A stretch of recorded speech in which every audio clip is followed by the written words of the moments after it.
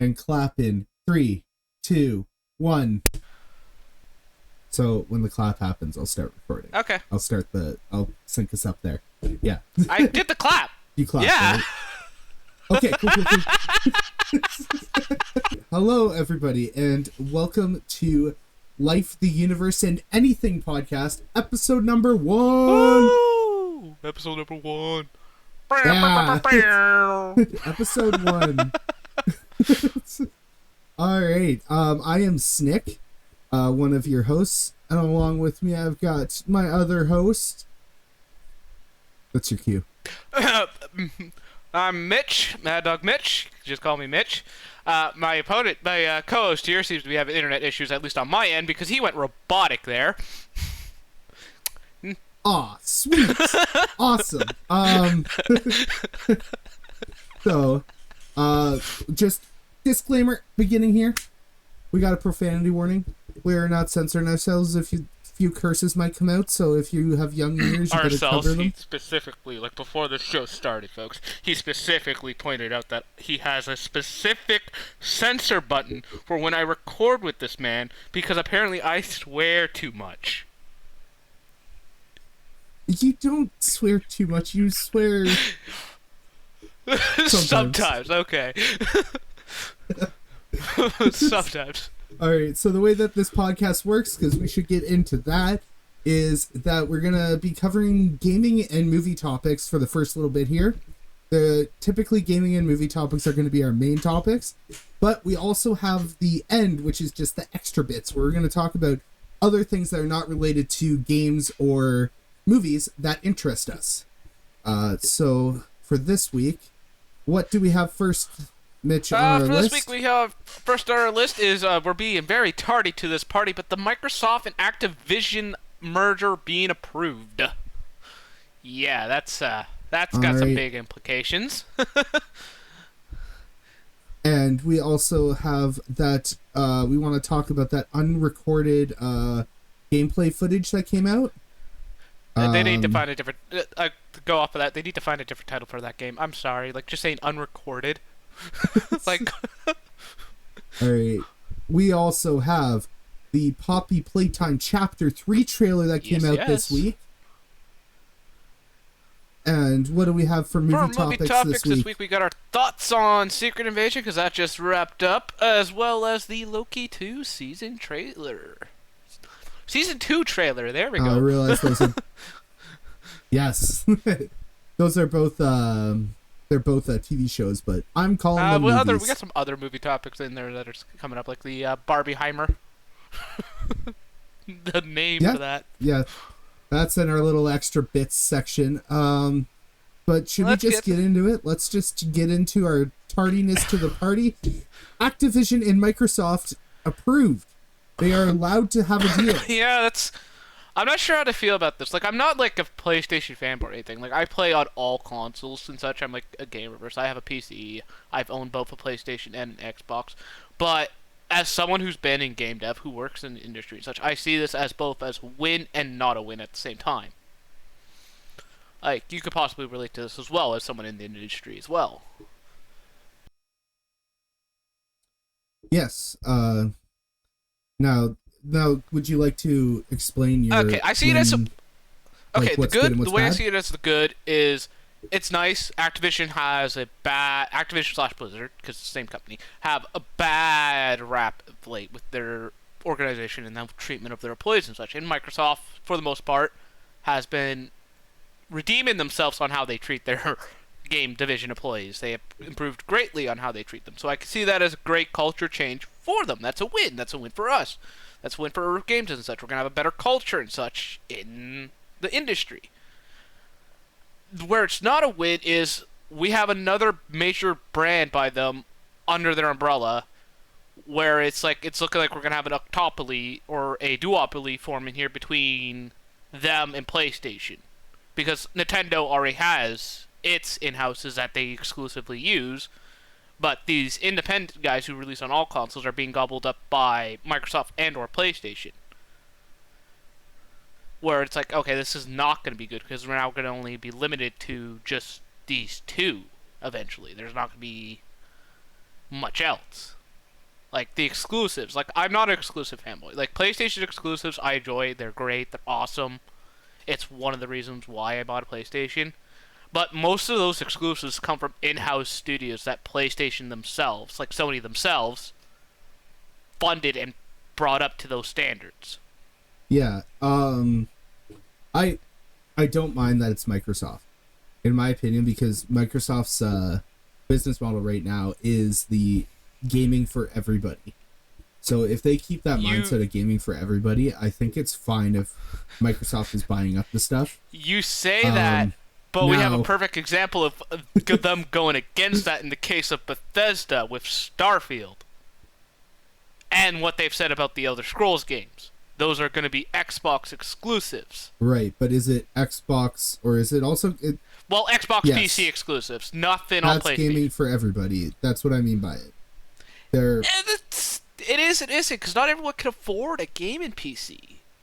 Like, consoles are 10 times cheaper than any gaming PC out there. Like, fuck. I'm looking at gaming PCs now because I want to upgrade my rig. And it's looking at, like, $1,000 to $2,000. Okay, but you're telling me that people won't be able to... Because people access Game Pass on their Steam Decks. Like, yes, it's not officially supported there, but they're able to get in there still. So there's things like that, the Neo Geo handhelds, the Asus ROG handhelds, like, things are getting a little cheaper in the way of not just home console, in the way of these portable handhelds as well. I could see it. At the same time, not a fan. I'm not a fan of a duopoly forming. That's my thing. Duopolies is never good for business. We need the competition. If one company owns up a bunch of it and another company owns a bunch of it, they're just competing with themselves, and they don't really have to worry about anything else. They don't have to worry about the bottom line. They don't have to worry about the customers and shit. We're always going to have indie companies and such, but AAAs and such being bought up by either of these two is not good, in my opinion, for the industry. Now, I feel like with having the duopoly, you're going to invite competition here, though. So I feel like even if it hits that point for a bit, you're going to find another company coming in out of nowhere. Oh, hold up on here. We're both Canadian here. Yes. Right? We're both disclosure. We're Canadian here. I'm just gonna bring this a little bit off topic. How's the triopoly going for us here with inviting competition? With our phone plans, we have literally 3 options, and it's not good for competition. That's for sure. We are getting screwed on our phones, and you even know that. Yes, but that's You know what? Shut up. I'm bringing up a good... Shut up, okay? God. Gotta throw wrenches in my explanations here. Oh, yeah. I get what you're going for, but at the same time, like, it's not... a monopoly of any form is never normally good. But didn't, like, Call of Duty at one point had a monopoly on shooter games? Yeah. No, it's never... Call of Duty itself is one of the biggest shooter games out there, but it's never had a monopoly on it. It's always had competition from other guys. Battlefield alone, only till recently, Battlefield has... recently Battlefield hasn't been that good, but in the past, Battlefield was their main competitor and sold a lot of editions. Well, I'm telling you, in my time growing up, I never... Even Titanfall! In my time growing up, I never had everybody go... Hey, you want to come play Battlefield? It's always been, hey, you want to play COD or you want to play Halo? So, my experience growing up, there were only 2 competitive, like, multiplayer shooters. And that was Halo and Call of Duty. My experience, I grew up with a lot of them. Like, so there's always multiple. There's never just one. And the genre is so big and defined that it can never just be a monopoly. But one game can't just have a monopoly. Like, you don't see, like, Nintendo having a monopoly on platformers. Like, there's a bunch of great platformers out there, even though, like, Mario is, like, the go-to big platformer, both 3D and 2D out there. Yeah, but... So, like, you can't say you have a monopoly on a genre. You can say you have the biggest share, but not a monopoly. Okay, but then let's look at this at a different scope. Let's look at Fortnite. When Fortnite came out with the Battle Royale, like there was only a few, and then a ton showed up. Yeah, Fortnite kicked it off because of its popularity. It kicked off the battle royale genre. Technically, it was started way back with the initial DayZ mod, if I remember correctly, or an Arma mod. It's either DayZ or Arma. I can't remember exactly. My memory's not fuzzy going that far back. And then PUBG spawned out from one of those and became what it is, and inspired Epic to switch. Epic looking at it was like, hey, this looks like a good idea. Let's switch our PvE game into this and see how it goes. And they struck a gold mine. I still subscribe to that conspiracy theory that Epic stole from PUBG because they were doing it on the Unreal Engine and out of nowhere No, because came out real fast. Epic has no access to any of the assets you put in your games. You yourself, if you put it on the Unreal Engine store itself, different matter. But when you put it in, manually create it yourself and put it on there, Epic has no access to that at all. They don't see that. They don't see your code. It's the same with Unity. Both companies don't actively see that at all. I'm just saying they probably have a back door somewhere. I told you I subscribe to a conspiracy theory. It wasn't saying that it was like definite. I know you subscribe to this weird conspiracy theory. I'm not saying that this is the truth. Like, I'm just saying like I subscribe to this conspiracy theory. Yeah, end of the day though, like I see it as a 50-50 win for the Activision Blizzard purchase by Microsoft. I'm gonna hold my breath for now. I'm not gonna say it's like outright bad or outright good. I'm gonna wait and see. Mm-hmm. Because we don't know what Microsoft's gonna do with them. We already got a guarantee that COD's not gonna stick to one console. One that'd be suicide for Microsoft to do for financials alone. I have theories on that. Yes. You have theories on that. I need to hear this. Tinfoil hats on everyone. Okay? So oh god. They said that it won't be exclusive to Xbox consoles, right? That they won't make it an Xbox exclusive. That doesn't mean they can't make it Xbox and Switch and exclude PlayStation. Switch has never had a COD game on there, so I'd be intrigued to see how they pull that off. They just need to put something on there, and then they're sticking to their word. Maybe the Switch 2. Yeah, Switch 2. Maybe the Switch 2 or Switch U, whatever it's going to be called. We're apparently going to get that announced some point soon. I believe that's just going to be... Do you remember the 3DS with the new Starburst? Yeah. I believe they're going to do the new Switch, and that's going to have the upgraded hardware. So you're going to get games coming out okay, we're going to go... we're going a bit off topic here, folks. Sorry about that. But for that, we already have that, though, with the OLED Switch. It's not upgraded hardware, though. That's just a different screen. It is actually a bit. No, there's a different processor chip in it. Okay, I'm gonna go on a tangent here with this. I'm just gonna rant. All right. I'll let you rant away, my friend. So OLED Switch, I believe that was supposed to be an upgraded hardware Switch, but the chip shortage made it so they couldn't. So they already had a release date, and stores were expecting things, so they just did the screen. Now, the reason that the Pokemon game ran so poorly is because it was made for that upgraded hardware, but they can't delay Pokemon because with the Pokemon game, you have the card game, you have all the merchandise, you have all this other revenue streams lined up. That's an established fact within the fan base. There's a reason why we know that Pokemon games don't ever get delayed. It's because they know the Pokemon company and Nintendo itself knows where a majority of the money comes from. It doesn't come from the video game. It comes from the merchandise. In the words of a very famous man, merchandise! And you need... merchandise! And you need the game to support with the merchandise, because that's how it's worked. But because the hardware didn't come out, that's why the game ran so poor. That's my theory on why Nintendo would allow this to have gone that far. Yeah, maybe so. Nintendo only owns a 33% stake regardless. Yeah. It's not set in stone, their stake on right, there. But Nintendo also is the one giving the green light or the thumbs down to it being released on Switch. Honestly, I don't think they give too much of a say on how it's done, personally speaking. Like, they may own a 33% stake, but I'm pretty sure they just know it's a moneymaker at this point. It's the largest media franchise in the world, so like, I don't think Nintendo's gonna complain too much. But everybody submitting games, it still needs to go through an approval process. So they see this Pokemon game come through and it's running like trash, like this is shit. They would turn down any indie dev who submitted that. But because it's the Pokemon company, it's squeezed through. Yeah. Okay. We should probably get back on track here, and we'll move on to the next topic. Yeah. Unless you have more. On to the next topic a bit. Yeah, I guess we could put a pin in the Activision Do you have more to stuff say? and Microsoft. Any final thoughts on that topic? Final thoughts I've already stated. Like I was more curious about your theories you had going on there. Not gonna lie, we kind of went up and out tangent from your theories. Just call me conspiracy theory snick. As long as you don't go down the Joe Rogan route, I'm not gonna complain to you too much about it. Stick to video game conspiracies and we're all good.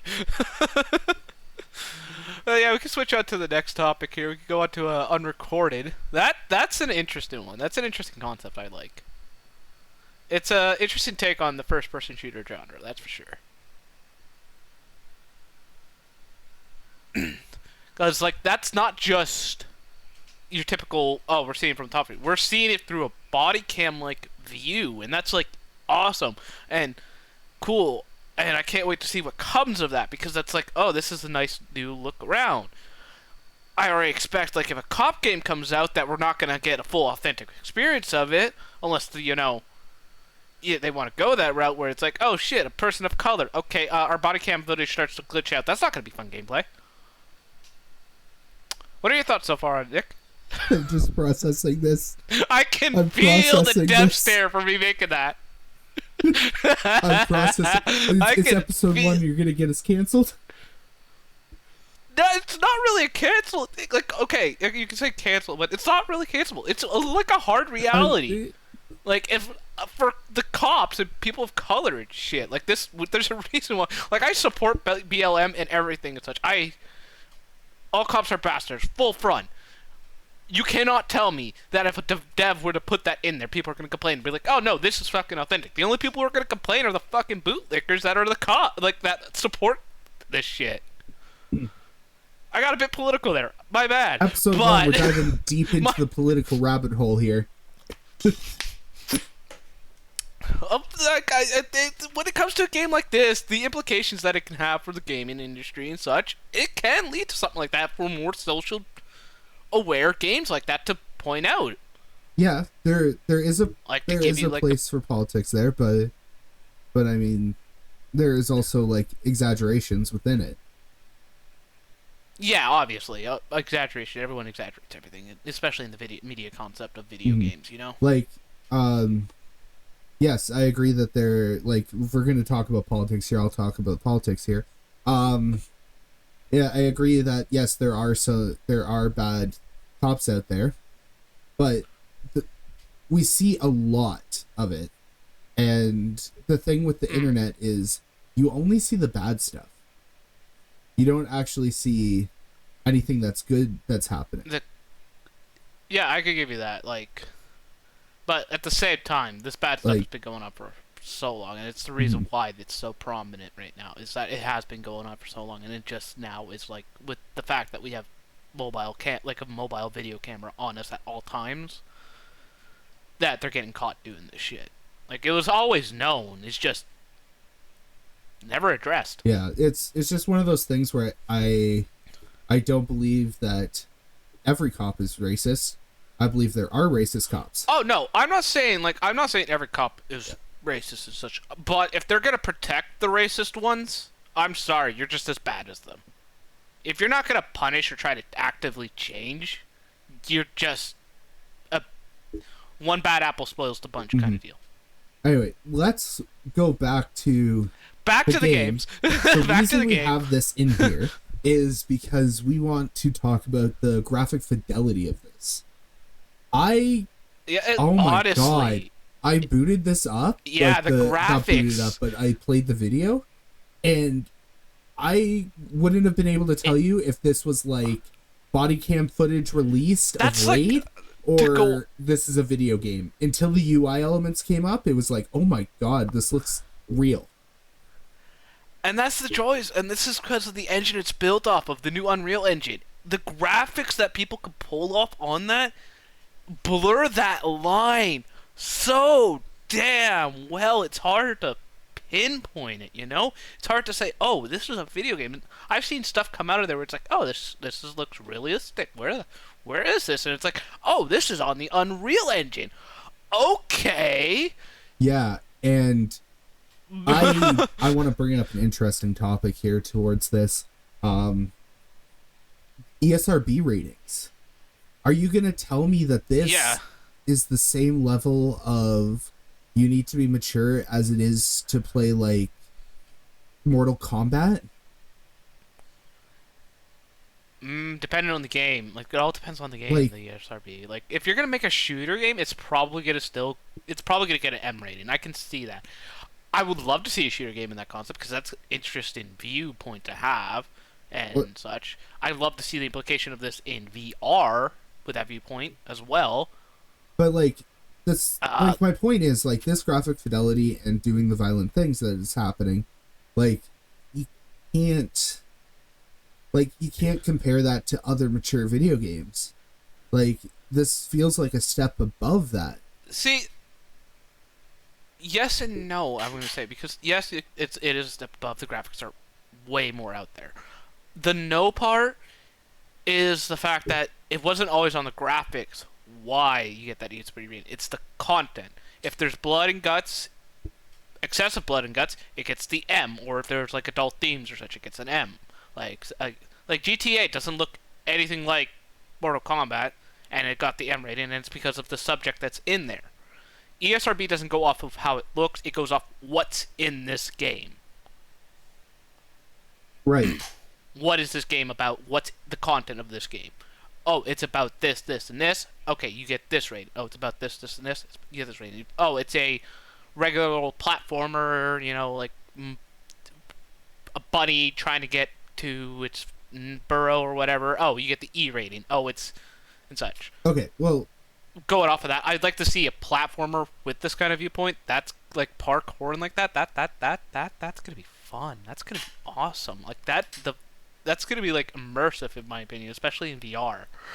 Okay, so I just want to bring up, like, we're talking about this now, like, yeah, that's just how it goes.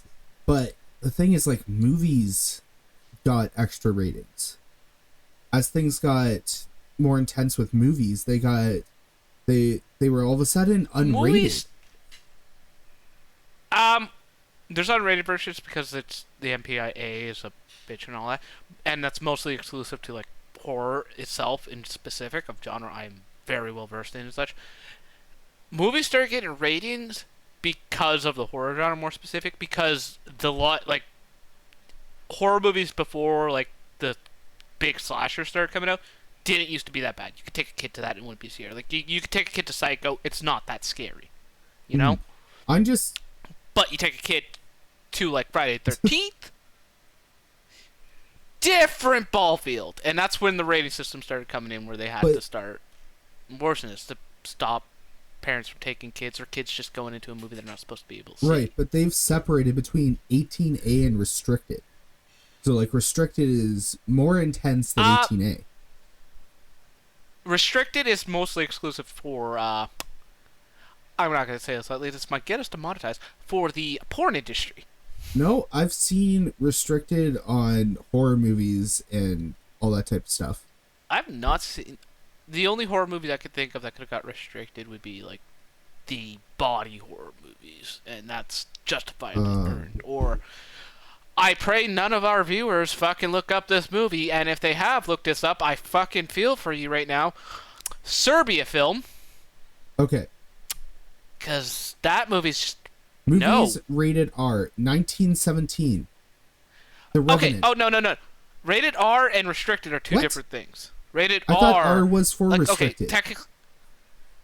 Yes and no. Okay, like, restricted is its own little thing, or it's NA for adults only, or whatever, AO, adults only. Rated R is a different thing, and more movies are pushing for that so they can get away with more. They don't care anymore. Rated R just means there's going to be a lot of blood, there's going to be a lot of guts. It's going to be very adult-themed kind of deal. And the only movies that have been pushed for that are horror movies because that's where they thrive. They thrive with an R rating. We have gone way off topic right now, but they thrive with the R rating because you want people to see these gruesome kills. Most horror movie fans go there to see... We're not going there for a story most times. We're going there to see gruesome kills. We want to see how this person is going to get brutally murdered. Is it psychotic? Yes. Am I generalizing an entire fan base that I'm part of? Also yes. The special effects is why we go there, because we like a lot of horror movie fans are big into special effects because of how it looks and such. Restricted under 17 requires a company 18. You literally Googled this during are restricted children. What's the difference? What's the difference between R and 18? Restricted. 18As. Yeah. Normally means there's gonna be a lot of nudity, and maybe it's just a couple sex scenes or two.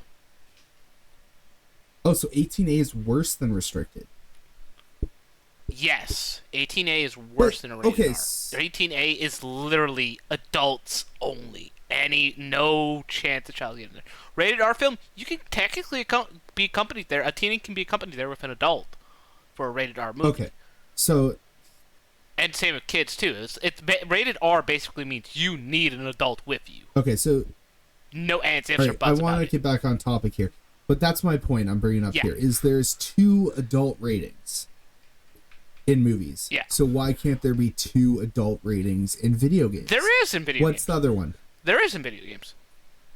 AO, adult only. I've never heard of that one.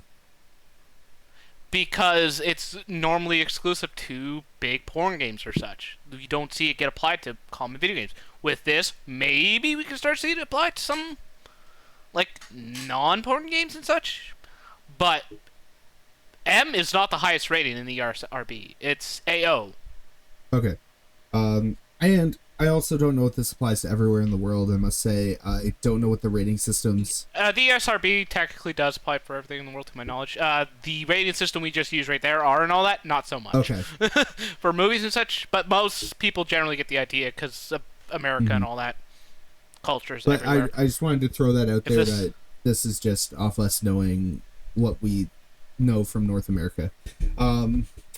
Yeah, so that's that one. Unless you have more to say. Yeah, that's that one.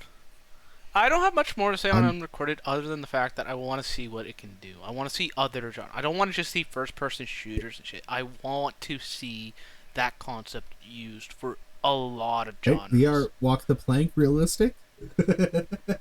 Yeah, well, look, technically it's giving you the VR experience. This kind of viewpoint does exist already in VR, because VR, when you're in VR, you are seeing what you see. Having a lower point view where it's a body cam thing, access to every gamer, that's gonna be interesting. That's where I say it's gonna be interesting, and it being realistic visuals like that, that's where it's gonna be the kicker, and that's where I think it's probably gonna help be successful. You can't do the viewpoint we've had probably viewpoints like this for other video games in the past, but what's made Unrecorded so big is how realistic everything looks, and it's an empathy to the Unreal Engine itself. All right. All I'm saying is I can't wait for that soccer mom to get real mad at them. Obviously, wait for the soccer mom to just start yelling at wait for the Karen, the Karen be like, Karen's gonna roll up with her Ken. Oh fuck. All right, I'm good to move on. You good to move on? Yeah, I get to move on. Let's move on to Poppy's Playtime Chapter 3. This is a game you are very well versed in, not myself. I just watched the trailer. So I'm going to let you take away, do most of the talking on this one. Oh boy. They dropped it. They dropped it, baby. Okay. So they released a trailer. It showed a bunch of gruesome things. So it showed like a picture frame, and I believe it was Poppy in there. And they showed a headless Huggy. Headless Huggy Wuggy was there. Which I've had suspicions that Huggy Wuggy's not actually dead, even though we threw Huggy Wuggy off in chapter 1. By the way, spoilers for the game if you ever. The game's been out for a while, so. Spoiler warning ahead. We're just gonna, like, maybe we should just have that to start there. Spoiler warning, because we're gonna be talking about these games, and if there are sequels to stuff, we're gonna probably talk about what happened in the past. Yeah. Anyway, and then it shows these eyes, and then a monster jumps out, and it says, typical horror video, yes. horror video game trailer. And it says it's coming in winter 2023, which I got hella confused because I thought we already had winter 2023, but I guess that's like December. Nick, we're in the middle of summer. Yes. Of 2023. Yes. And when does winter end? Winter ends normally March of 2020, like March. It depends. Winter runs from December to February. So winter 2023 is December. So I to February. I was confused because most of winter has already happened for 2023. Yeah, like especially if you're okay. Let's go Canadian moment here. If you're in Canada, winter starts normally end of October, start of November, and Not ends officially. March, April. Officially, it's the middle of December is the first day of winter, and it ends in March. I assumed winter. I'm sorry. Winter starts for me as soon as I see snow on the ground and it's at least 5 centimeters, 5 to 10 centimeters. Like, all right, winter's here. The moment I have to put my hoodie on, it's such to start going out more. Wait, you don't wear a hoodie in the summer? Instead of being like, yeah, I could just. Oh. No, I don't. I'm naturally warm. I cannot wear a hoodie in the summer. No, like I am naturally warm-bodied. I love the summer for the nice weather, but as soon as it gets over 27 degrees, it's like, please kill me. Especially with the humidity, I'm like, please kill me. All right. Like, but for Poppy Playtime Chapter 3, like, I'm shocked how successful this. Like, I'm not too shocked how successful this horror game has gotten because Let's Players and such do their thing. Helps out a whole lot. Markiplier, Jacksepticeye, and all them playing this helped it a lot. Obviously, for an obscure horror game, it's the same as like Into the Backrooms, which also recently got a new update a month ago. I think added more content to there. I'm just shocked that they're doing it in a chapter format and not like trying to hammer it all out at once. If that makes sense. Oh, I love it. Like they're like, it's great. When they released it at the beginning, it said chapter 1 though. So they were already planning. Yeah, it I remember from the beginning. From the beginning they were planning it. I just thought it was gonna be like a chapter 1, chapter 2 thing, and then it's gonna be here's the story and the sequel. But I'm just curious how many chapters we're gonna get. Like I've watched some of the content. So I haven't personally played it. I'm a fan of horror games. Games like that and Five Nights at Freddy's, not normally my kind of thing. Like I've played Five Nights at Freddy's. I've had fun with it. I've played Security Breach and everything. It's just I get bored, and like real quick, to be honest, I have not fully finished any of the Five Nights at Freddy games. Crucify me if you wish. I enjoy the franchise and such, the lore and all that. Haven't finished a single one of those games, and that's how I feel with Poppy. It's based off of the Five Nights at Freddy concept of jump scares and all that, and instead of animatronics, it's living toys that want to murder you. Yeah, but it's more puzzle based. Yeah, I know. I noticed that, and that's what it's caught my interest. It's a lot more puzzle. It's not you're not sitting in one spot and then these toys are jumping out. I brought up Security Breach. Security Breach for Five Nights at Freddy was a stark difference from any of the other ones. You are literally playing a child and exploring an entire Fazbear restaurant. Okay, well, the general synopsis of Poppy Playtime is you've come into the factory, and throughout chapter 1 you were exploring, and then Huggy came. You're now trapped in the factory. You're trying to get out of the factory. So the whole thing is you trying to escape, but there's all these toys that are stopping you from doing it. Like in chapter 2, you got on the train and you were Poppy was like, "You're good to go. We're gonna leave," and then, oh nope, big prank. We're going downstairs, and you're not gonna leave, and that's how it ended. So the whole thing is about you, who was investigating the factory, are now trying to get out of the factory. Yeah, like I know we're just some nobodies at the moment right now and such, but I just hope they don't draw it out too long. I hope they give it a proper definitive end, and it doesn't go the Hello Neighbor route. I've never played Hello Neighbor. Fair enough. That game has, like, it's an interesting tale, that game, to say the least. From its start to its finish, it went through so many different changes between each major update that the game on release, like, there's, like, for the speedrunning community and such, I'm into speedrunning. I enjoy like, that entire community. I love trying to speedrun games and such. Haven't recorded or tried to do it, like, live or whatever, because I don't think I'm that good. But, like, the speedrunning community for Hello Neighbor has it based on specific updates because of how much those developers decided to just change every little freaking thing between each update. Like, it's unreal. And I've never seen a game drop off in popularity so fast from on its full release because of how unlike it was compared to its pre-release, like before its final update, because they changed a whole big thing between its final update in beta to its full proper release. All right, I have a question for you. You said it was Unreal. Was it made in the Unreal Engine? No, not to my knowledge, actually. I think it was made on missed an Unity. opportunity there. They did. Right, but for Poppies, that's what I'm hoping for. It doesn't draw it out too long. I hope. Sorry, I'm excited because I thought that meant it was coming up before 2024, but. Oh, yeah, no. Chapter 3 coming up before 2024. You guys got 3 chapters in 1 year, so the fans are probably going to be happy about that. You're getting 3 chapters in 1 year, because Poppy Chapter 1 came out this year. Like, I want to say, what? Early spring? Is what I want to say when I first started seeing that pop up. Was early spring of this year? Release. Let's see. It came out October 12th, 2021. And it just gained its popularity now. It's okay. That's interesting. Chapter 2 was 2022. So, okay, you're getting a chapter a year, which is good development time. That's, like, not that bad development time for these devs. And they're indie devs, so, like, I'm hoping they're not working themselves too hard. Great game genre and all that.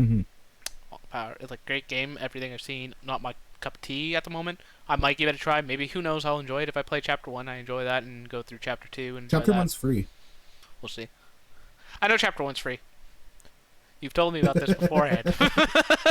I can pull up our Discord conversation where you're like, hey, you should try it. Oh, it's free. And it's like, yeah, maybe I'll give it a try. Maybe I'll stream it. Maybe I'll record it myself. We'll see. We'll see what happens. And I never did that. All right.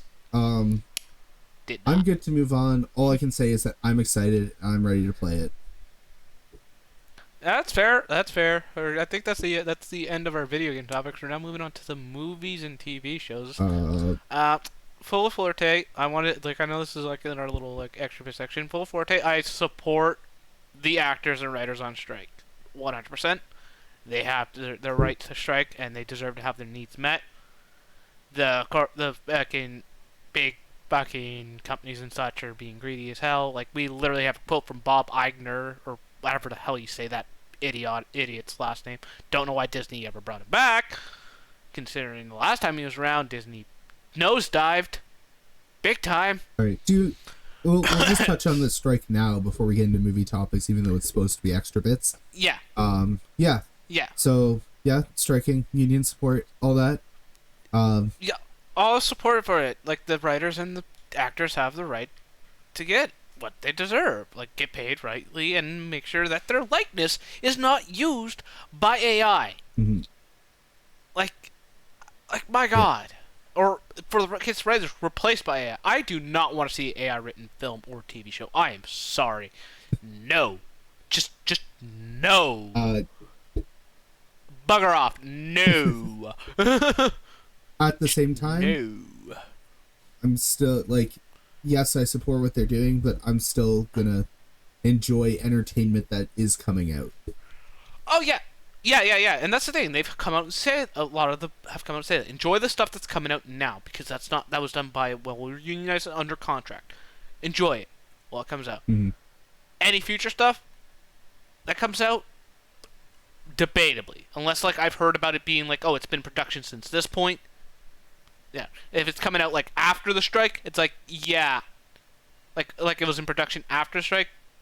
Yeah, no, you're right. No, I'm not gonna. I might give it a gander, but Well, no. see, here's the thing: is that the Actors Guild has also gone on strike, so they actually Yeah. can't make anything, even if they had an AI write it. Nope. They actually can't make anything without an actor. To be fair, the last time the writers went on strike, we got like it was the dawn of reality TV. So I'm just expecting a lot more reality TV shows to come Oh out boy, now. I can't wait to find out who's sleeping with who now. God, like, I'm not gonna lie, guilty pleasure of mine is Big Brother and Survivor. Like those are two little guilty pleasures of mine. It's probably more or less because like my mother watched those shows so much while I was growing up, and like she had control of the TV in the living room when she was there, well, like between like 6 p.m. and my time when I went to bed, like which was roughly either 8 or 10 p.m. So it's like kind of forced to watch. Which is where I got my love for some reality TV shows, specifically those two. My one friend is like, I want to see Love Island.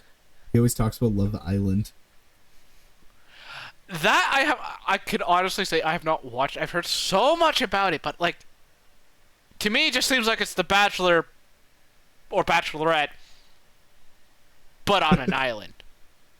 Oh, what was that? Like that's my forte. I might be uncultured or unknowledged in this subject. I could ask some of my friends about it. Like one of my friends, she watches it and such. I could probably ask her more opinion on it. Oh, But from my view, it looks like it's just The Bachelor or Bachelorette, but on an island. did you hear about MILF Manor? Do you know the concept? Again, yeah, I know the concept. Okay, for listeners, this is where they brought mothers and sons to a house or somewhere, and they're having the sons trying to date the other moms, and the moms trying to date the other sons. So basically, they're trying to date other moms that are not their own. So the sons are all hanging out with each other while they're all trying to date each other's moms. Which it's a ridiculous concept, and I find just the concept funny. I've never watched it, but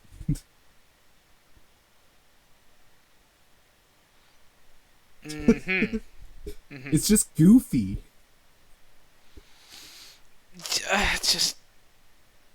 Just my lord. All right, so that's it. We got off on a tangent there from the strike. Yep.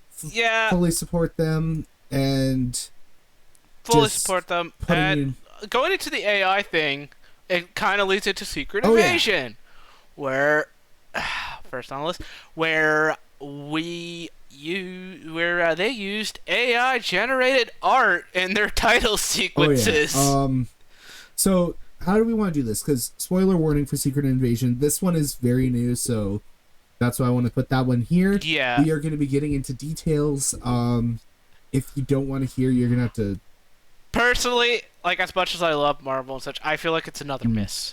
It's another miss by them on the TV market deal. 1 second. If you don't want to hear about it, you just skip forward till you hear us talking about Loki or something. Yeah. Anyway. Here it talks about the next subject. That is our spoiler warning, and we're going to start talking about the show in... We'll put a timestamp for where you can skip past. Yes, if I remember how to do that. Or remember to do that. But if you're watching this on YouTube, I'm going to have graphics up for what we're talking about, so you can just find it. Anyway. Yeah. Yes. So here's your spoiler warning, and 3, 2, 1, spoilers are welcome. Do we want to cover the plot? Episodes like the last episode? Do we just want to cover the generic overview plot of what happened? And then we can... As a comic book fan, I'm happy that this comic arc is finally getting adapted. How it's being implemented so far is messy as all fuck. because it's upset a lot of fans. Like the episode, like showing us who's been Skrulls and such so far. Like I get it. That's kind of the point of the comic. It's how the comic arc went. Like we found out, hey, this person actually wasn't this person. They were a Skrull. All right, so let's do what Disney did. Let's do the plot of this show first, just an overview. All right. Yeah. Do you want me to do it, or do you want to do it? I could go. The overview of the Secret Invasion is Nick Fury is trying to help a Skrull, a disgraced Skrull, like general and king leader. He was pretty sure he was in charge of the High Council, but my memory's fuzzy. Find a new planet. That was like the initial premise of episode 1 in the back filler of this. That's the whole premise of it. Was he was initially doing that. Rebel Skrulls who were getting impatient with Fury and Shield and such, taking their sweet ass time, but helping them find a new planet, decided, hey, we're gonna just take Earth. How about that? That's like the premise of it, and they started impersonating high-profile people because they're able to change their appearance to look like anyone. Important detail to the taking over high-profile people is they did this during when Thanos snapped everybody away. So, like, people disappeared, so they took their place. Yeah. And those people came back. Or these people are kind of kidnapped on the ship. It's anyways. kind of implied when they came back, the Skrulls just grabbed them and then hid them away. Yeah. But, yeah. Anyway. I like it because we got more Fury backstory, though. We got more backstory on Fury. We got more acting range out of Samuel L. Jackson instead of the usual stuff from him, which I enjoyed. I enjoyed that throughout all 6 episodes. We got to see Samuel L. Jackson showcase his acting range. God bless that man and his acting abilities, because he's kind of what saves this entire this streaming series. Kinda. I have a question. Well, he's what kind of he's full blown saves it from being unwatchable. No, like my God. My God, I don't know if anything could save this. Maybe if they actually, used the $200 million budget. Yeah, like they did not use that budget. Like I enjoyed watching Secret Invasion, but you could tell they didn't full blown use that budget. But like as I said, look, one of the few saving graces that I give this TV series, is it's adapted one of my favorite arcs from the comics. Okay. And it's leading into the Skrull Secret Wars. And it's also gave us more information on this Nick Fury, on our Nick Fury. From the movie universe. So here's the thing. They had a $200 million budget.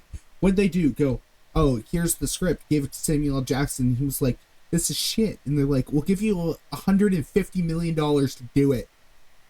And then just run with that. I mean, he's talked highly of it. Like, and the script's not all bad, at least for his parts specifically. It's the side characters that they needed to work. Like, a lot on. What is a finale to them? Like, this just sort of ended.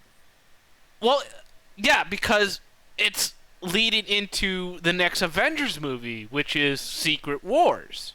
But wasn't Secret Invasion an Avengers story?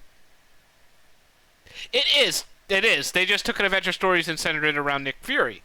Technically, we're supposed to have our new Avengers for this. Like, new Avengers started this. Yeah, so why wouldn't... Secret Invasion is like the lead up into it. Secret Wars is the Avengers finally taking notice and trying to deal with it. I was hoping Secret Invasion would give us a glimpse of who the new Avengers are going to be. Okay, I might not be versed very well, but I thought Secret Wars was the Kang Time War. It is. Okay. And it involves the Skrulls. Okay. You watched the final episode of it, right? You watched the final episode of Secret Invasion, right? And you seen the after credit scene where they literally show Kang. There was a... Well, not show Kang. They imply Kang and the Krull. So, the others I'm gonna admit who are involved here. in the Secret Wars. My Disney Plus, it went to the tiny screen. So, I exited. You assumed there was nothing else. Because usually, like when you watch the movies and there's a post credit, I may be wrong. I may be misremembering because I watched the final episode a bit ago. Okay. Like, so let me pull it up real quick here. Okay. Usually, when there's a post credit scene, it doesn't do the little tiny screen. It will just let the credits roll because there's more to come. Episode 6. Yeah. Yeah. So like, because I got the little tiny screen, I was like, I exited out. So Okay, no, I got it Okay, wrong. cool, I got it cool, wrong. cool. They don't show Kang at all. But they do show the Kree, who are involved with Kang. So it is leading up there. Secret Invasion was just them giving us some plot or information to lead up into Secret Wars. So we're not just going into Secret Wars without anything. Did they do that well? No, not in the slightest sense of the bit. As I said, Samuel L. Jackson was the only reason why I kept watching it, because he was actually trying. It looked like he was the only one trying. No offense to the other actors in there. He looked like he was the only one trying or got an actual proper decent script. I thought Rhodey was fine. Rhodey wasn't that bad. Because Rhodey was the Skrull the whole time, so like you can't really act like how Rhodey would. Actually, what I was really hoping for was when they went down to like the chambers to get Rhodey, that it was the original actor for Rhodey in there. That would have been. No, Disney's not that smart. They're not that clever. They don't want to acknowledge anyone else. Theories. All the theories that would have came out of Bruce Banner. Is Bruce Banner a Skrull? Yeah. How many times has he been replaced? 3 times. Once in the MCU. Well, technically, Incredible Hulk is now part of the MCU as well. Like, the first Hulk is actually part of the MCU Hulk as well. Now, is? Yeah, it's considered part of there with the whole multiverse of madness. No. That doesn't count if it's considered a separate universe.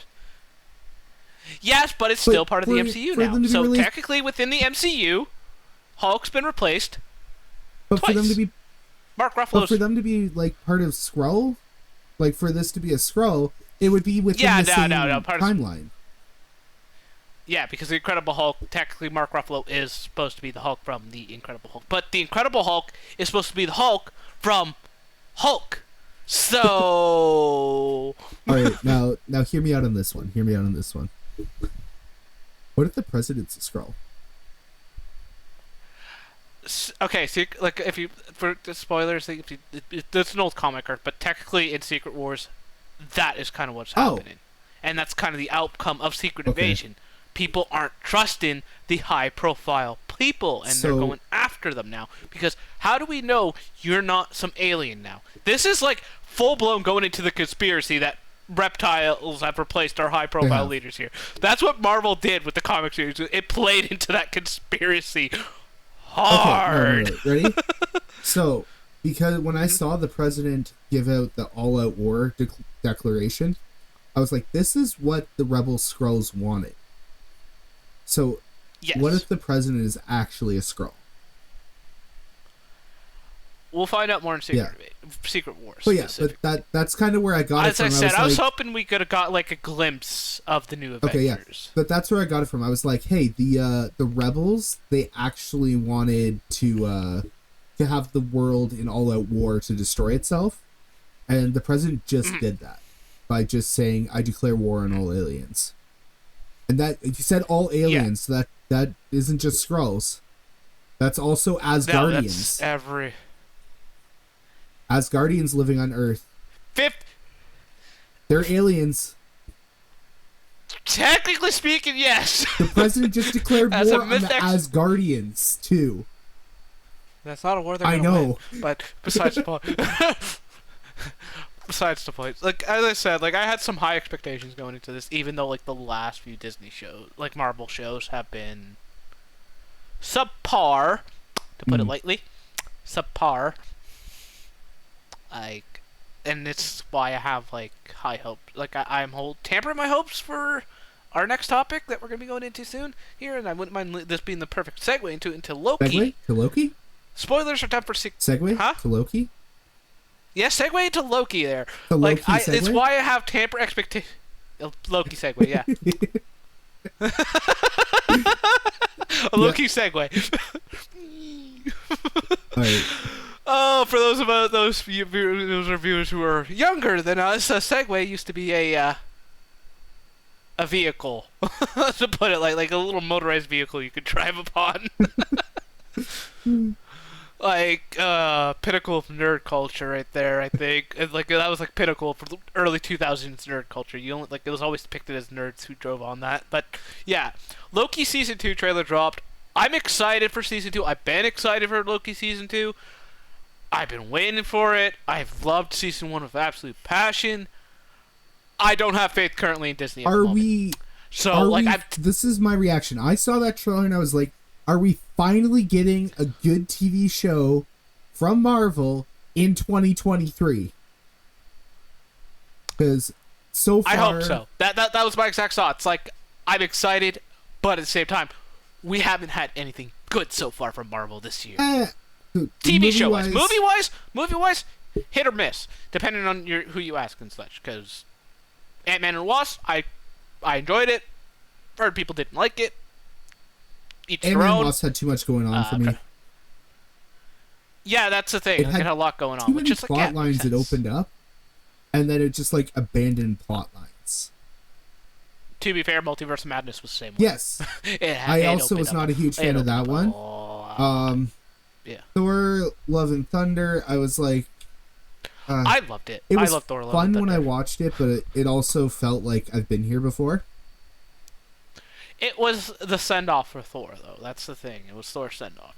To my knowledge, that is the final one in the Thor franchise. Or at least for Chris Hemsworth's portrayal of Thor. I don't believe that. I'll believe it when it gets confirmed, but everything I've heard, that was supposed to be the final one. Guardians of the Galaxy Volume 3! Loved it. I'm iffy on it. Like, it was good for a Guardians movie, but as a Marvel movie, it just felt... You're what? You're iffy? I love James... Oh. I'm iffy on it. I loved it as a Guardians movie. I went and seen it in theaters. Because I love the Guardians movies. It's a great Guardians movie. As a Marvel movie... Okay, we finally got a movie since Thanos where the bad guy was just a bad guy. You didn't need to care about him. I know. Yes, I know. That's why I loved it. But at the same time, with how Marvel's been lately, I was expecting something to be connected to something else, you know? So that's why I said it's a great Guardians of the Galaxy movie, because they technically have always been like that. We didn't have to worry about the bad guy being connected here or there. Volume 1 was about fucking Star-Lord's dad, if I remember correctly. Volume 1 was Gamora's story. It's been a while since... Oh, Gamora's story. Volume 2 was Star-Lord's story. Volume 3 was Rocket's story, so, like, and the formation of the new Guardians team. Yeah. Yeah, but Loki Season 2, that trailer, ooh. Loki's just time jumping around. Yeah, I love it. He's just messing up the entire thing. And I hope we get I'm hoping we get a view of Doctor Strange. Benedict I hope they bring... Because Benedict's gonna be the one who's gonna have to try to fucking fix this. Considering he made his own mess. I hope they have him pop into our Thor. That would be interesting. Like, just in one episode, just a scene where he pops in. If he goes back to their timeline, that he runs into his brother, and his brother just like... Huh. I would actually love to see that, because I would love to see how Thor would react. Especially after All Out War on Skrulls has just happened. Yeah, and also the fact that, you know, he's thought his brother's been dead for the last 10 years, I want to say. It's been was the time skip? Maybe? It was about 10 years? Like, I don't know the timeline, but if I was to guess, I have to think back... Yeah, because I have to think back to No Way Home.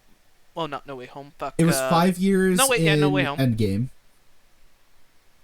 Yeah, and No Way Home, it was 7 years, I want to say. No Way Home was 7? I want to say because Aunt May's gravestone is what we use to determine how much longer... I didn't catch that one, so... As far as I knew, No Way Home was happening immediately after he came back. It was supposed to, but the tombstone said otherwise, and that's a whole different matter. Kind of like when they did... And it's just an indication of... It's kind of like when they did the cleanup time jump in the first Spider-Man one. Yeah. Anyway. Yeah. Loki Season 2 looks fun, looks awesome, it looks full of action. I hope they didn't show us all the action in this trailer. I hope not. Loki, as a bi-man, I hope we just get another shirtless Tom Hiddleston scene. That man. Come on. It's not Ryan Reynolds. No, but he's still good fucking looking. I am buying up proud. I will say it. I'm not gonna be afraid. You guys want to be big at stories? I don't give a shit. That man is fine. Can't compete with Ryan Reynolds. He's not fine enough to make a straight man like him, clearly, but he's fine enough to make this bi man happy. Chris Hemsworth can't even compete with Ryan Reynolds, in my opinion. Fair enough. Each their own on that one. That's going off topic, but yeah, no, I'm hoping it's not. They didn't show us everything. I'm hoping they didn't show us everything, because trailers have a bad history of doing so. Yeah, like Secret Invasion also looked exciting from the trailer. Like, because it was like it had like that ominous music, and then it was all full of mystery, and it flopped. And then it flopped. I've also been curious, like, if my not liking certain Marvel things has been a outcome of the high from Endgame that I'm coming down from, and them just not being able to deliver the same high. And I don't think it's from the high. I think it's the fact that we've gotten so much content since there. It's oversaturated as hell. Mm. So it's a burnout. We got a burnout of Marvel content. I will not lie and say I personally skipped some of the shows. Ooh. Like some of the shows that came out. Like I like She-Hulk. I watched She-Hulk. I watched Moon Knight, and I watched Secret Invasion. Oh, so you never watched WandaVision? Well, I watched. Okay, WandaVision. I've caught bits of it and all that. Didn't fully watch. Falcon? Huh? I did watch Falcon, actually. Falcon and Winter Soldier. I actually watched that one. I that was actually good. I actually really liked that. And how it showed us how Falcon became the next cap. It basically gave us why Falcon is the next Captain America. Okay, so my favorite thing from that show, which, like, I agree with the idea behind his speech, but he's just looking at the senator telling him, do better. It's like, but you haven't given him any solutions on how to do better.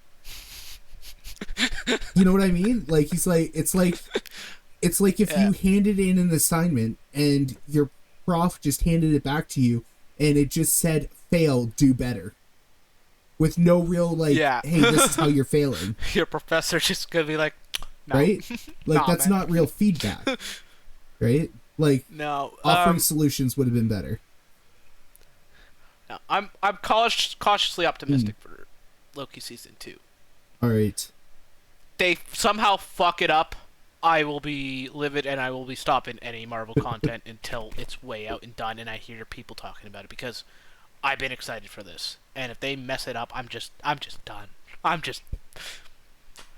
not gonna give a damn. Oh, this new Marvel stuff's coming out. Okay, I don't care until I see the reaction. Just skip everything and watch the Kang Dynasty. Yeah, no. I will continue. I will literally go for my 5th rewatch of Futurama, or my 3rd rewatch of fucking The Simpsons, or my 10th rewatch of Scrubs. Wow, The Office wasn't even in there. Or Friends. No, I do not like The Office. Friends, I would probably give it like a 6th rewatch of, but I was just like specifically staying to Disney Plus stuff. All right. Yeah. So. Like all 3 of those are on Disney Plus. So we're over an hour here, so we're gonna move on from main topics, and to the little extra bits. Yes, we'll go to extra bits now. Yeah, we got the Barbie and Oppenheimer. Barbiehiemer. I put this in here because I just wanted to talk about how much fucking money that was. Barbie's making bank. So if you talked to me before, if you have you seen either of them? This, I would have told you Oppenheimer's going to make more money. No. So here's the stats, right? As of opening weekend, Oppenheimer made $80.5 million. And Barbie made $162 million. And the current stats are a bit more drastic. Really? Barbie box office earnings. Barbie currently has earned $775 million globally right now. What? Oh, and Oppenheimer? Oppenheimer has currently made 400 million Jesus. globally. Are these two going to join the $1 billion club? They will most likely join the Billy. Oppenheimer has a ways to go, but Barbie is certainly on track for that. And I'm not gonna lie, I've seen both of them. I enjoyed both of them. They're both great films, and it's something Hollywood needs to do after the strikes are done. Give us original content. I have These yet are to see two Oppenheimer. original I literally seen a double feature of them. I watched them both back to back. I know the plot of Barbie. Was it a waste of Never my actually day? watched Barbie. Maybe. But I've been spoiled everything from Barbie, because how can you not be spoiled everything from Barbie with the internet? Yeah, no, I'm surprised you haven't. Well, Oppenheimer, you can already know the story about it if you read about who Oppenheimer is. Yeah, somebody told me there was a bomb, and I was like, dude, spoilers. Someone told me about it was a Manhattan Project. Goddamn spoilers! Yeah, like, what the hell is this? It's historical fiction. It's a historical But fiction. I did hear that it was like early life, and then there was the Manhattan Project, Yeah, and then there was like a courtroom drama near the end. Yes, because he gets disgraced. Yes. Like it's a basic autobiography of his life. Biopic. With some exaggerations here or there. But like it's actually happened in real life. It's about literally the lead up to the bombing of Hiroshima and Nagasaki, and then the outcome afterwards, and his personal views on how he felt like the bomb should not have been used. Right. I just found it interesting that they actually didn't do like. Do you remember the Imitation Game? Yeah. So yes. The Imitation Game, they literally just covered the part about solving the code. Now they didn't cover Alan Turing's whole life. Right, so it was just that section. No, and that's a crime. So when I saw Oppenheimer, I was like, this can go one of two ways. They're either going to cover his whole life, or they're just going to do the Manhattan Project. Yeah. And that, for the Imitation Game, that's a crime, because Alan Turing is a man who deserves... His story needs to be told properly, and it has been. There's been another movie, I believe, of him, based on an autobiography based off of him. What the British government did to him is just... god-awful, all because he was gay. Yes. The man literally helps us end World War II, stop the Nazis, and he gets rewarded by being castrated by his fucking government. Chemically castrated. All because he decided to like men. The man is the godfather, now, is the grandfather of do you want to say, code. you said decided to like men? That would have been how he was. Yeah, no, my choice of word is there, no. Because he was born liking men. Yeah. Like, he was born liking men, and his government decided to castrate him. He just saved their asses, hand over fist. Gave us what we have today. Like, all this, coding and such, goes back to that man and what he achieved. And what his government did to him is just a disgrace. Yeah.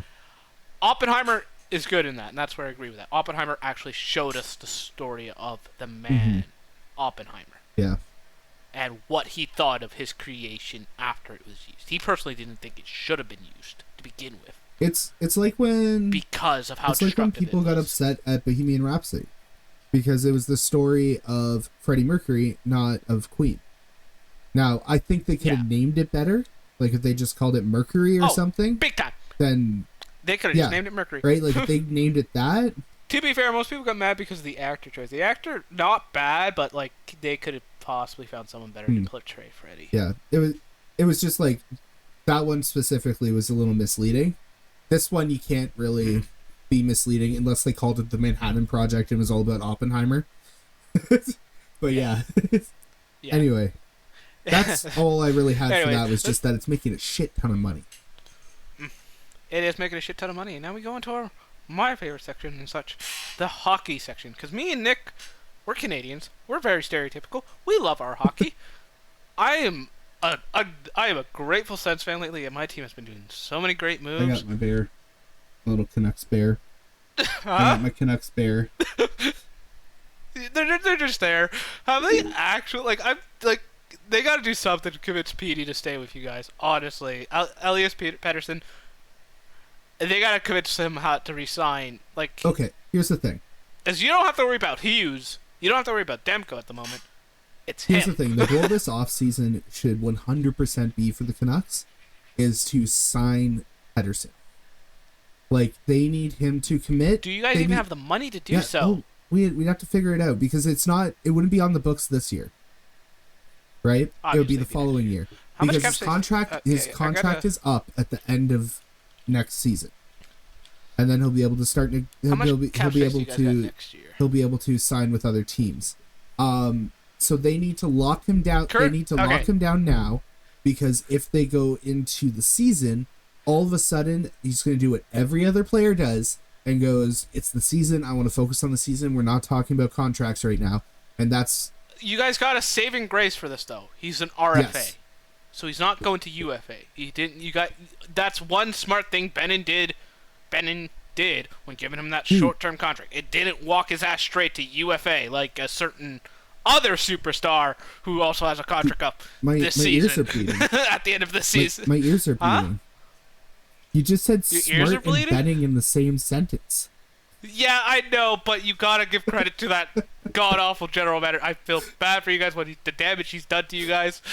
But you have to admit, if he would have given him a contract that would have walked him right to UFA, it would have been a whole lot of different. It would be a whole different story. He's an RFA, so you guys have some control still. Mm-hmm. He can't just pick and go. He's still stuck with you guys, essentially, until you trade his rights or whatever.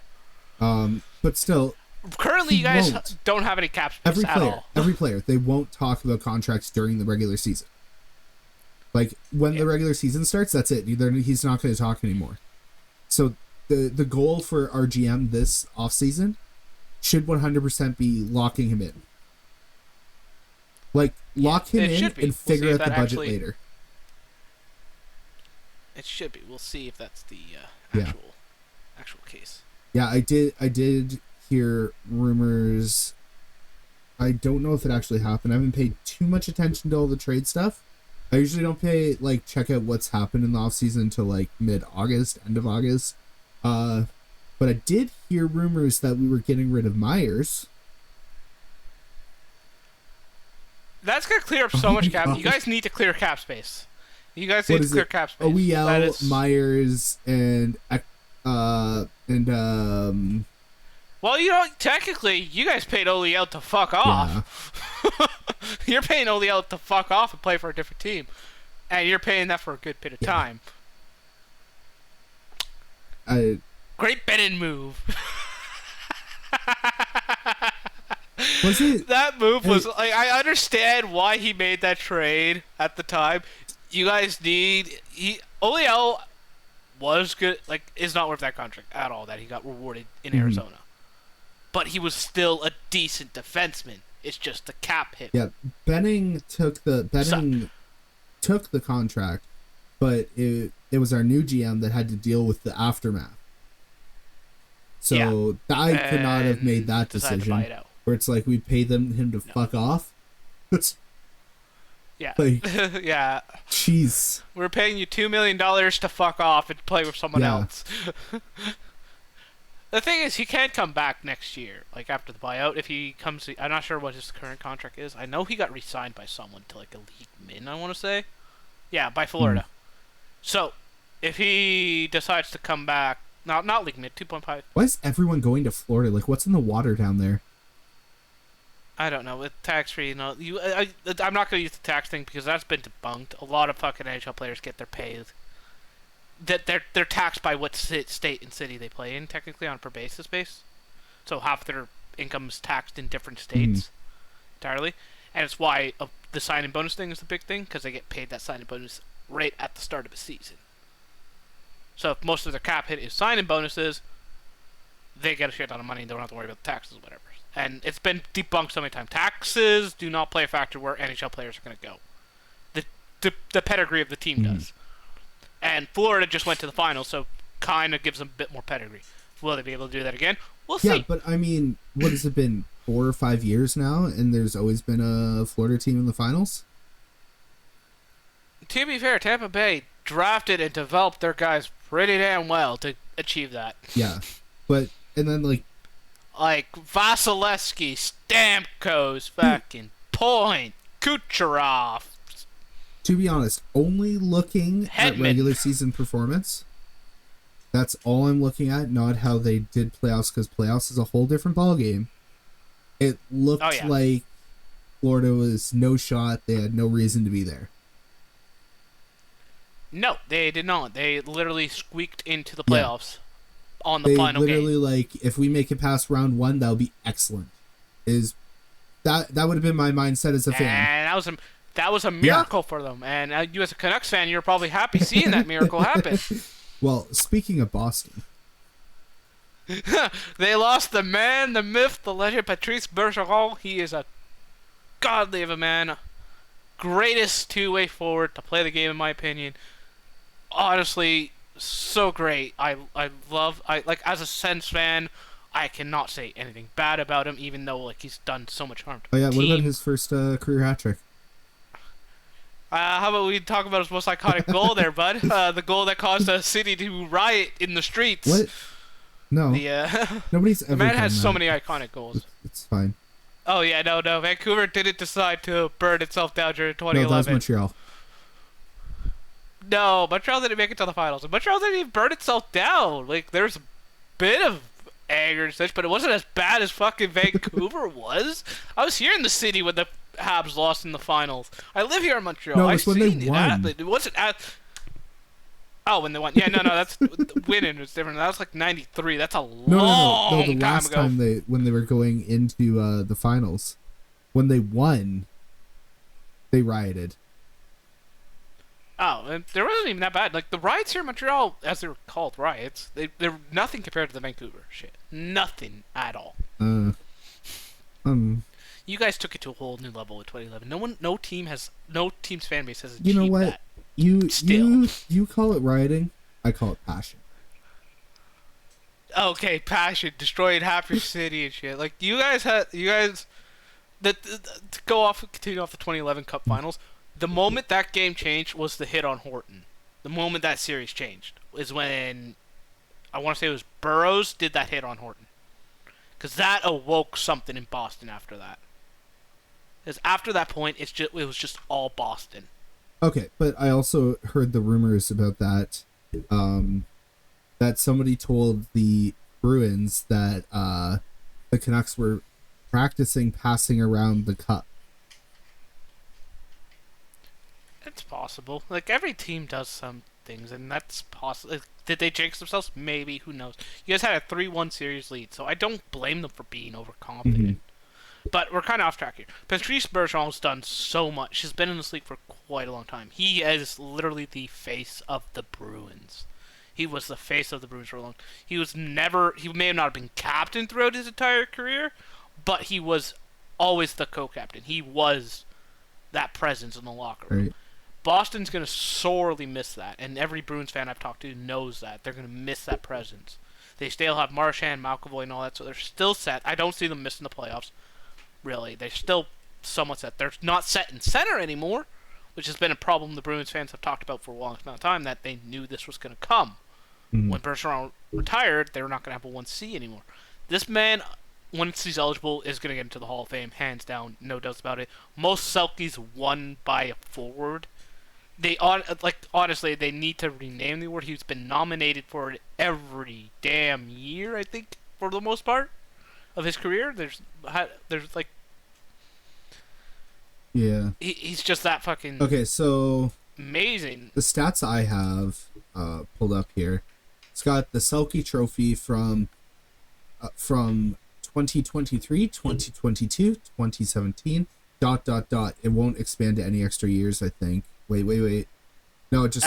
There's a lot. He's won it 8 times, yeah, I want to say. 8 times it doesn't he's give won me the other award. years there, but also has the Leadership Award from 2021, the King Clancy Memorial Trophy from 2013.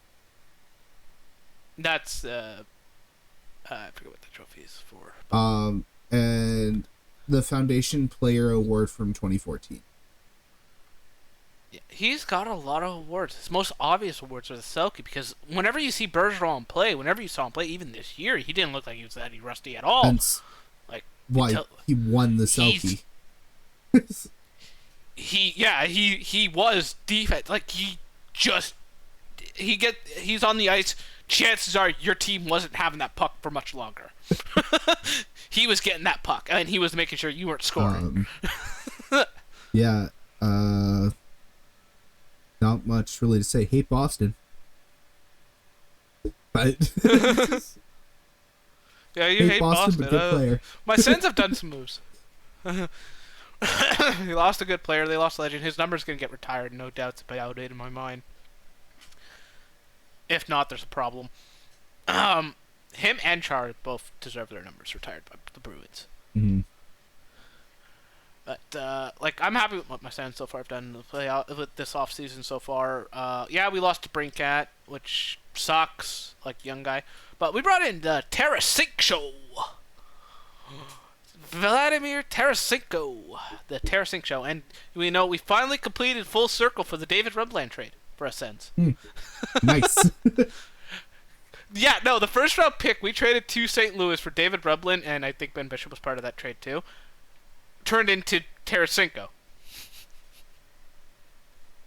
So that trade has come full circle now. The man's come back where he should have been all those years ago. That trade I have mixed feelings on because it gave us Ben Bishop, who we then flipped to Tampa for Corey Conacher, who did fuck all for us. Goddamn. To be fair, I don't criticize that trade because at the time as a Sens fan when that trade happened for the the Ben Bishop trade for us, we had our two goalies. We had Anderson and Leonard. Those who we were banking on, Leonard for the future. Anderson for the present, Leonard for the future. So, Bishop was the odd one out of the three. We Sens fans did not see, no one could have probably predicted what he was going to do in Tampa. At all. So, we knew he was good. We just didn't think he was going to go step it up a notch kind of deal. Right. And we were putting our faith in Anderson and Leonard. But that's the end of that. I do have a talk. question for you about your Sens. Okay. What's is this this question? is this year the year that they're actually starting to try to make the playoffs? We did last year. We didn't even miss it by much last year. What killed us was the Western trip. For some reason, when we went into Chicago, after winning our back-to-backs against Detroit, the boys decided to not show up. But what happened last year, the fact that we got that close, we ran through all 7 of our goalies in our system.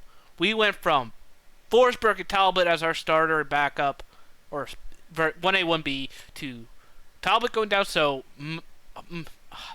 Mads Sogard had to get called up, and then Forsberg went down, and we had to call up another one, and then they got injured, and we had to call up another one. We had to literally amateur emergency sign-out team goalies for our minor league team, because all our goalies were called up from the ECAHL up. It was that bad for our goalies' injuries. I hope that doesn't happen this year. I'm hoping Forsberg is good and healthy. I hope Levetsky, cannot pronounce his last name. Levelinsky, the goalie we just signed. Fuck, I'm feeling bad for not being able to pronounce his name, because I'm able to pronounce Stutzla the Chuck perfectly fine. I look at his name and I cannot pronounce it. I hope he turns out properly because the contract we gave him. And shit, this is here. It's a make or break for both Dorian and DJ Smith, because if not, they are fucked. They're up shit's creek without a paddle. They need to be gone, yesterday kind of deal. If not, Ryan Reynolds is going to come down on them. Yeah. All right. So. Yeah. No, we lost out on Ryan Reynolds being an owner, but Outlander's not a bad second place prize in my opinion. That man has money. All right. Considering he paid $950 million for my sentence, I will take that. All right, so that's it for our extra bits. Do you have any final thoughts, sort of maybe something off the top of your head to throw in here? Or? Disney, don't fuck up. Just stop fucking up, please. Just stop fucking up. I'm happy they're finally going to space out the Marvel content, but make it good. Just make it good. Mitch, where can people find you? Do you still do your streaming, or? I'm gonna be getting back into my streaming and such soon. I'm planning on it. I'm working on it and such. This was actually kind of a step getting back into it, honestly, because I was I've been pushing it off for so long because the motivation wasn't there, and then you came to me with this idea for the podcast. And I was like, you know what? this is a great stepping stone to get back into it. All right. Getting back into creating content. So what are your handles? My handles are Mad Dog Mitch on Twitch, twitch.tv/MadDogMitch. Maybe might go to the other guys. Maybe. Maybe, if I'm feeling desperate enough. All right. And as well as Twitter/MadDogMitch15, because I'm pretty sure they won't let me change my handle to remove that 15, because someone else apparently has the one without it, and it's like, motherfuckers. wait, did you just say Twitter? Yeah, there X. we go. X. I'm sorry. X. Fuck off with that. That should have been a topic on here. I got ranted so much about fucking Elon Musk and his that egotistical man-child. Did you see he straight up took the X name from someone on Twitter? Or I mean X? Yeah, I straight up saw that. It does not shock me one bit. Didn't buy it or anything. And their logo, like, no offense to that person, their logo just screams, digital art, like graphics arts is my passion. Yeah. I feel bad for that person though. Like, he has himself a nice case against Musk there. Right. So but Musk has we ended money. up on a tangent. Places I'm Snick, places you can find me. I'm Center Geekington everywhere. YouTube. Yeah, let's say Twitch. actually I got a TikTok. I'm gonna be creating content on as well. Sorry. So Mad Dog Mitch on TikTok as well. Yeah. So we'll get this sign off right eventually. But eventually, this is the first one. We're sorry for like the roughness of this all and us and all that. Like, it's like the universe and anything. So literally anything's on the table. Anything has happened. Anything's on I the guess we should have table. mentioned at the beginning that this wasn't about Hitchhiker's Guide to the Galaxy. Oh yeah, anybody who's read that book and or seen that movie knows what that's a reference to. Knows what that's a reference to. The number 42. What's the secret of life? What's the meaning of life? 42. Anyway, you can find me at Center Geekington everywhere. I'm on TikTok, Twitch, I'm on Twitter, I'm on YouTube. Pretty much anywhere. I don't think I'm on Facebook. No. I'm not on Facebook. I'm not giving you guys my personal Facebook. But I didn't either. think soccer moms would want to watch my content anyway, so no, I really. don't have the energy for Facebook anymore. I am on Threads as well as Mad Dog Mitch, so that technically links to my Instagram, but that's going to be work in progress. Do not search that up yet, because I have no idea how that's going to work. Yeah, I am on Instagram, though. Anyway, thank you all for listening, watching, whatever have you, and have a good one. Bye! Yes, sir. Bye. Bye.